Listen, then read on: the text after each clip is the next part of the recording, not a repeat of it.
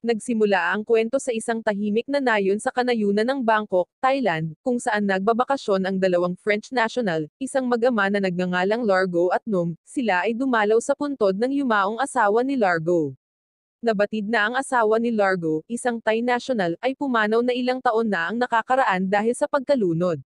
Sa kanilang pananatili, tinutulungan ni Largo at Nom ang biyenan ni Largo na ayusin ang isang bomba ng tubig para sa mga lokal na taga-nayon. Gayunpaman, nakatagpo sila ng problema, hindi may lock ng maayos ang pump.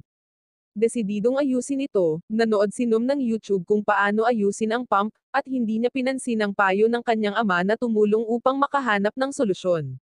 Malamang, madalas na makipag-away si Nom sa kanyang ama dahil sa magkaibang pananaw, ngunit sa kabila nito, mahal na mahal ni Largo ang kanyang anak. Nang makita ang tensyon sa pagitan ng mag-ama, pumasok ang lolo at pinayuhan si Nom na makinig sa kanyang ama. Nag-aatubili, sumunod si Nom. Nang maglaon, habang bumibisita sa puntod ng kanyang ina, isa pang pagtatalo ang sumiklab sa pagitan ni Nom at Largo. Ipinahayag ni Nom ang kanyang pagnanais na manatili ng mas matagal sa bayan ng kanyang ina, ngunit mariing ipinaalala ni Largo sa kanya na ang kanilang hanap buhay ay nasa Paris at ang kanilang bakasyon ay malapit nang magtapos. Dahil sa pagkabigo, umalis si Nom, hindi nila alam na may isang misteryosong lalaki sa kalapit na burol na nakatingin sa kanila. Pagkalipas ng ilang minuto, biglang may sumigaw, si Nom ang sumisigaw para humingi ng tulong.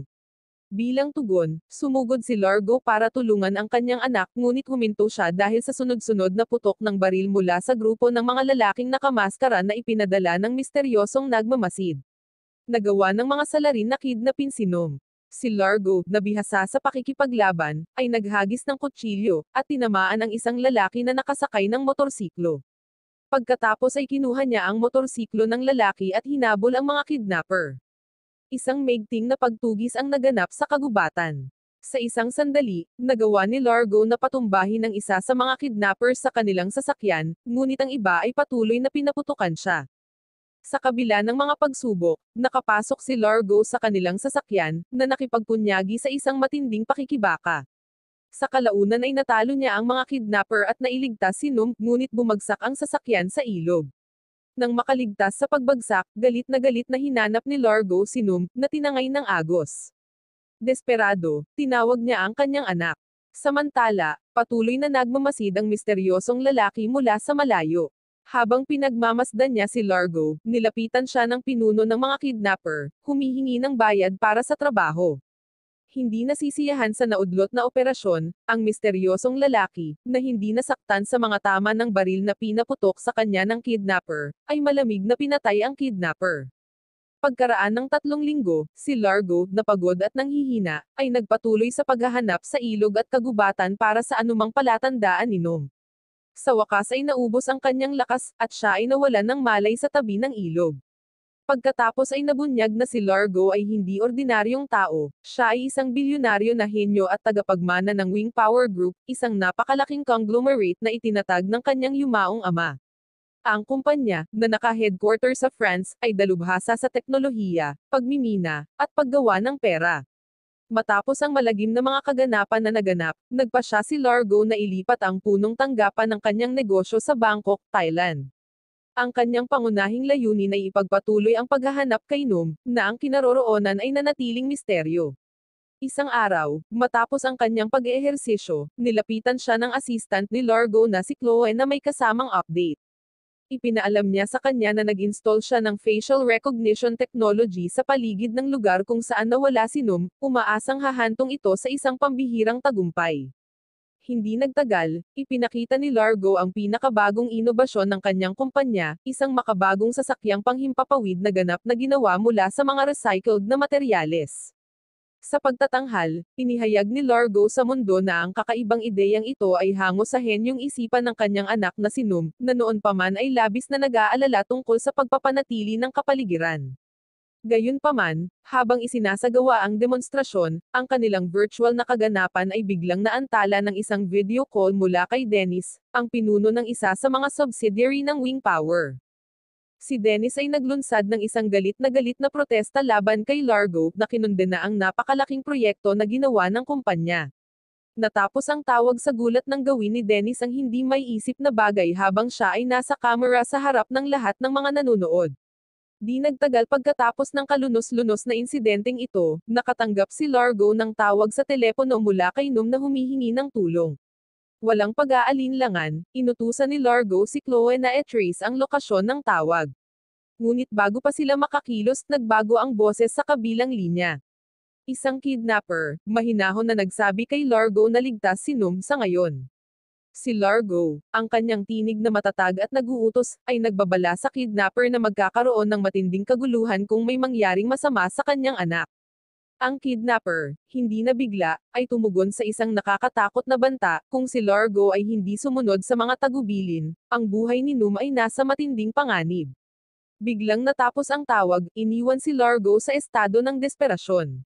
Sa isang nakagigimbal na twist, lumipat ang eksena upang ipakita si Dennis, ang lalaking gumawa ng hindi may isip sa video call, na nakahiga na walang buhay sa tabi ng kidnapper. Malinaw na hindi ordinaryong kidnapper ang dumukot sa kanyang anak. Nagkaroon ng mas malalim, mas masasamang balangkas ang pelikula. Samantala, sumiklab ang kaguluhan sa mga empleyado ng Wing Powers. Sumiklab ang mga malawakang protesta habang nag-demonstrate ang mga manggagawa laban sa mga desisyon ng kumpanya, na pinalakas ng malagim na insidente na kinasasangkutan ng pagkamatay ni Dennis. Damang-dama ang kaguluhan, at umabot na sa kumukulo ang tensyon sa loob ng kumpanya. Sa gitna ng kaguluhan, dumalo si Largo sa isang kritikal na pagpupulong kasama ang kanyang executive team. Sa pulong, si Julius, isang senior executive, ay lumitaw sa pamamagitan ng video call sa isang malaking screen. Iniulat niya na ang mga pahayag sa pananalapi kasunod ng isang kamakailang pagkuha ay mukhang napakalakas. Gayunpaman, agad na tinawag ni Largo ang ulat bilang manipulated at hiniling na malaman kung sino ang responsable sa falsifikasyon nito. Binanggit ng isa sa mga dumalo ang isang lalaki na nagngangalang Steve Monroe mula sa Ottawa, ngunit idinagdag na nawawala si Monroe at naiulat na nila ang sitwasyon sa mga awtoridad. Pagkatapos ay isiniwalat ni Largo na tinawagan siya ni Dennis bago siya nagpakamatay. Gayunpaman, sumingit ang isa pang dumalo, na nagsasabi na hindi na muling nakipag-ugnayan si Dennis sa grupo at huminto na sa pagtugon sa lahat ng komunikasyon.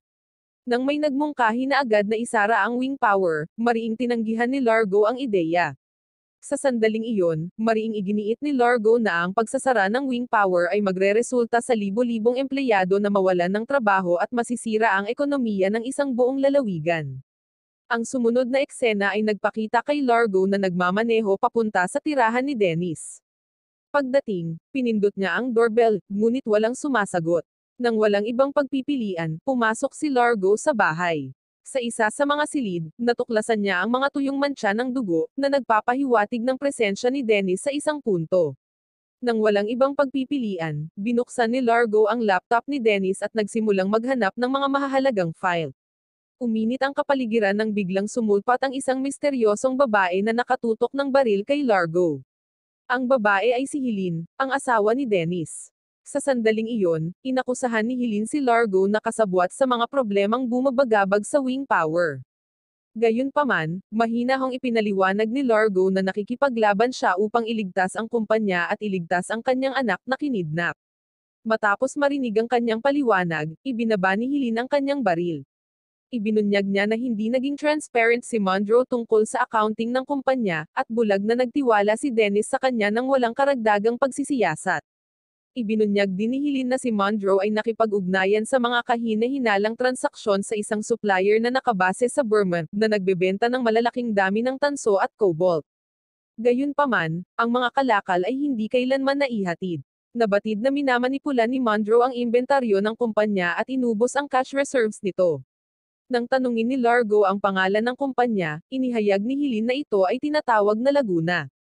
Ngunit bago pa siya makapagpaliwanag ng higit pa, isang misteryosong lalaki ang sumulpat mula sa likuran at hinampid si Helene, dahilan upang siya ay mawalan ng malay.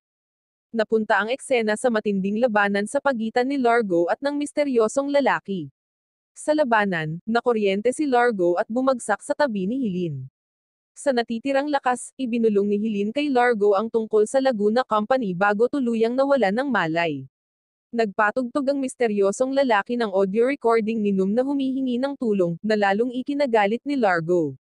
Gayunpaman, ang tunog ng papalapit na mga sirena ng pulis ay nagtulak sa lalaki na tumakas, at bago umalis, pinatulog muna niya si Largo. Lumipat ang eksena sa isang monitor screen sa isang meeting room kung saan ang mga executive ng Wing Powers, kasama si Chloe, ang sekretarya ni Largo, ay nagtitipon. Ang screen ay nagpakita ng ulat na inaresto ng pulisya si Largo dahil akala ng pulis, si Largo ang pumatay kay Helene. Si Chloe ay mukhang nabigla, at ang kapaligiran sa silid ay naging magulo. Samantala, sa kanyang kulungan, natagpuan ni Largo ang kanyang sarili na inilagay sa selda kasama ang isang misteryosong dalaga. Ang batang babae, na tila sanay sa kapaligiran ng kulungan, ay naglabas ng isang nakatagong backup na cellphone mula sa kanyang bulsa at nagsimula ng isang live na broadcast sa kanyang Instagram account. Sa panahon ng broadcast, hayagang naidokumento niya ang kalagayan ni Largo sa selda. Gayunpaman, mabilis na inagaw ni Largo ang telepono mula sa kanya at ginamit ito upang subukang tawagan ang isa sa kanyang mga kasama.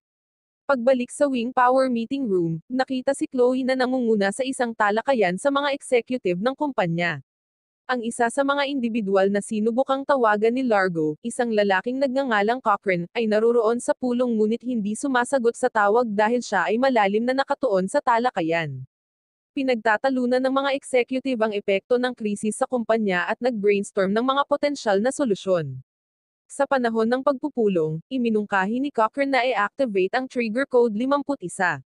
Kinwestiyon ng ilang miyembro ang desisyon, ngunit ikinatwiran ni Cochrane na ang sitwasyong nilikha ni Largo ay nag-iwan sa kanila ng walang ibang pagpipilian.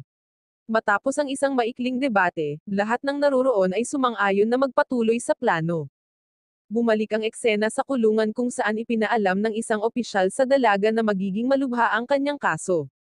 Palibhas ay hindi nabigla, ang batang babae ay casual na kinutya ang opisyal, na nagpukaw ng kanyang galit.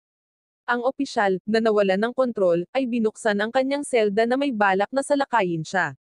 Gayunpaman, mabilis na namagitan si Largo, binalaan ng opisyal na ang cellphone ng batang babae ay naka-livestream.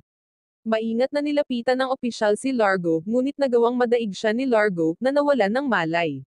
Pagkatapos ay inutusan ni Largo ang dalaga na kunin ang mga susi sa walang malay na opisyal. Magkasama silang nakatakas sa selda at pumunta sa isang maliit na bintana sa likod ng kulungan. Gamit ang kanilang liksi, matagumpay na nakalusot at tumakas si Largo at ang dalaga. Pagkalabas, mabilis na kinunan ng hangin ng dalaga ang mga gulong ng sasakyan ng pulis na nakaparada sa harap ng kulungan. Makalipas ang ilang sandali, gumamit si Largo at ang batang babae ng isang cover sa bubong bilang pansamantalang skateboard upang dumawdad sila pababa sa nagyayelong bundok. Sa oras na malaman ng mga pulis ang pagtakas, naantala sila nang makita nila ang mga flat na gulong, na nagbigay kay Largo at sa batang babae ng sapat na oras upang makalayo. Habang tumatakas sila, biglang lumitaw ang isang misteryosong lalaki, na nagmamaneho ng snowmobile at nagpasimula ng isang matinding habulan sa nagyayelong lupain. Gayunpaman, mula sa kabilang direksyon, isang hindi kilalang sasakyan ang biglang sumulpat na humaharang sa kanilang dinadaanan. Nagawa ni Largo at ng batang babae na iwasan ang sasakyan, ngunit ang misteryosong lalaki ay hindi pinalad. Nang mapagtantong wala ng ibang rutang madaanan, nagpasya si Largo na huminto at harapin ang lalaki. Isang mabangis na hand-to-hand fight ang naganap kung saan ipinakita ni Largo ang kanyang kakayahan sa pakikipaglaban. Gayunpaman, ang misteryosong lalaki ay nakakuha ng kalamangan, gamit ang isang electric shock device upang mawalan ng kakayahan si Largo sa pangalawang pagkakataon. Kapag ang sitwasyon ay tila nasa mahirap, ang batang babae ay kumilos na sinuntok ang misteryosong lalaki ng malakas na nagpabagsak sa kanya sa isang malalim na bangin. Ang eksena ay lumipat sa pribadong jet ni Largo kung saan tinawagan niya ang kanyang sekretarya na si Chloe, na humihiling ng karagdagang impormasyon tungkol sa Laguna, isang kumpanyang nakabase sa China na pinapatakbo sa Burma. Samantala, ang misteryosong lalaki na nakaligtas sa naunang insidente ay nakita sa isang airbase na may kausap sa telepono.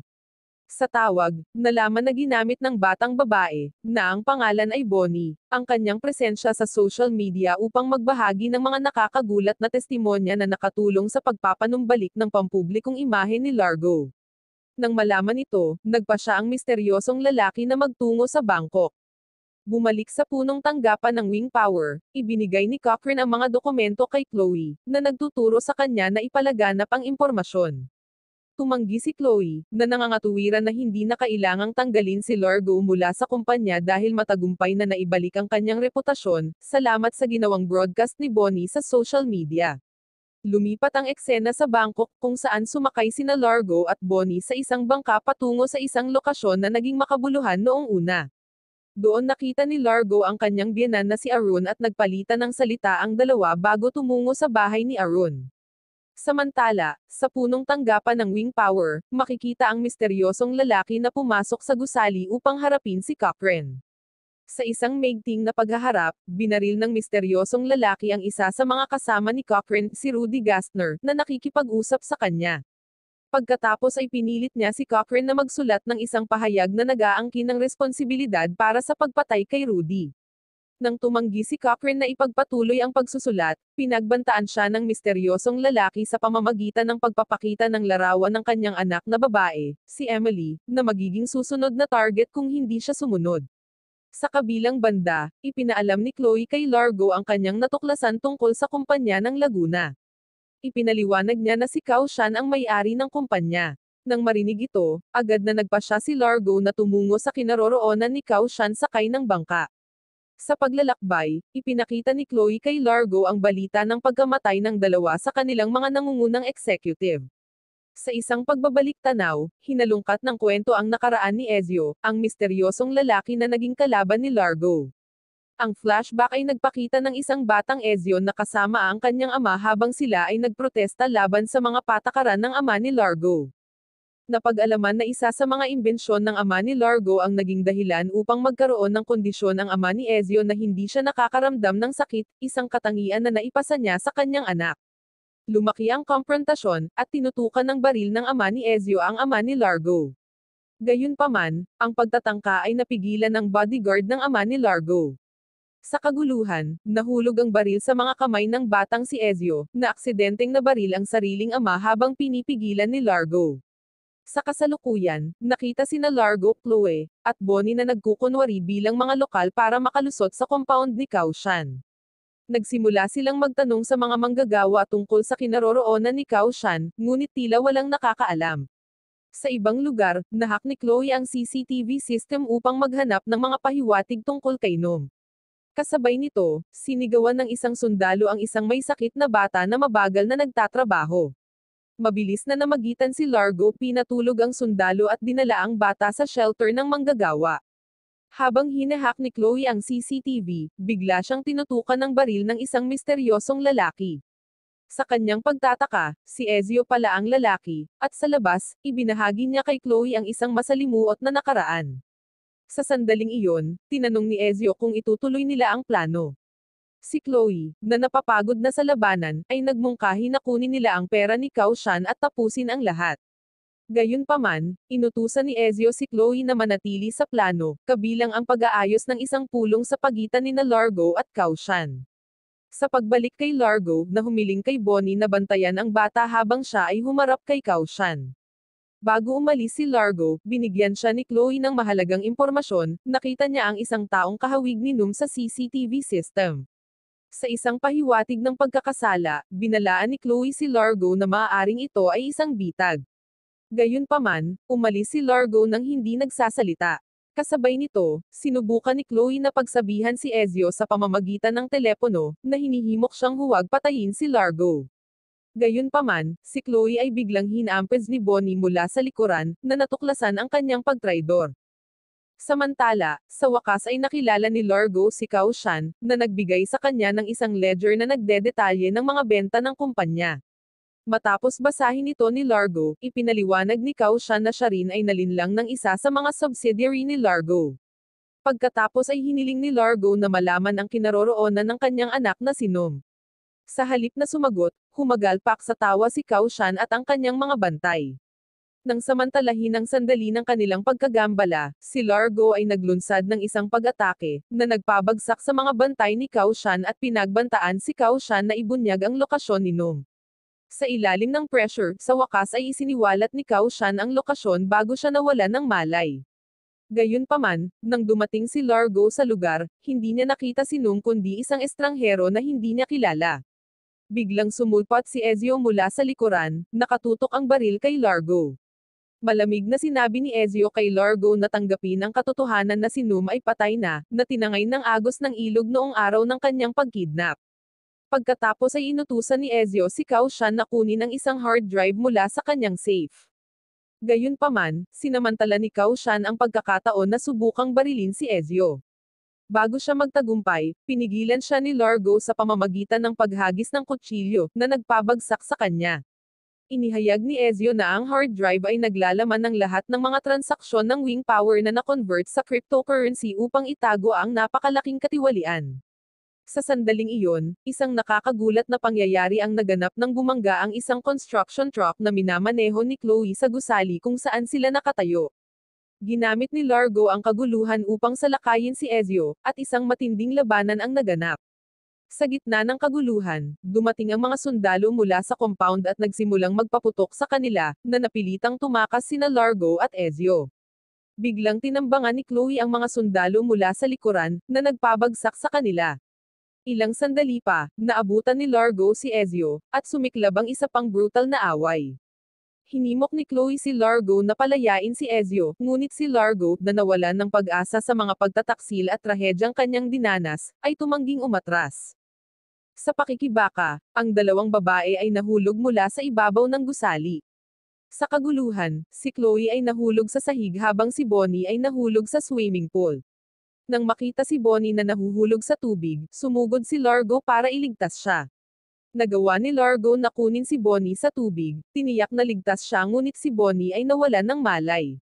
Sinabi ni Chloe kay Largo na gamitin ang electric device ni Ezio para magising si Bonnie. Kasunod ng kanyang mga tagubilin, nagising si Bonnie.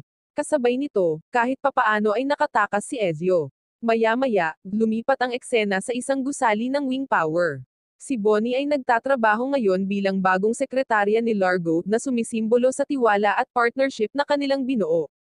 Sa mga huling sandali ng pelikula, ipinakita ang isang matahimik na templo kung saan tinawag ng isang monghe ang batang lalaki na nagngangalang Iso. Nakapagtataka, ang sumagot ay si Noom, ang anak ni Largo, na buhay pa ngunit nawalan ng alaala.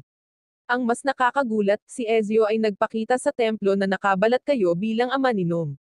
Nilapitan niya si Noom at dinala siya sa hindi malaman na destinasyon. Ang pelikula ay natapos sa isang nakakatakot na tala, nag-iiwan ng mga nagtatagal na tanong tungkol sa kapalaran ni Noom at sa susunod na hakbang ni Ezio. Wow naman! Doon nagtatapos ang pelikula mga idolo, salamat sa inyong panonood.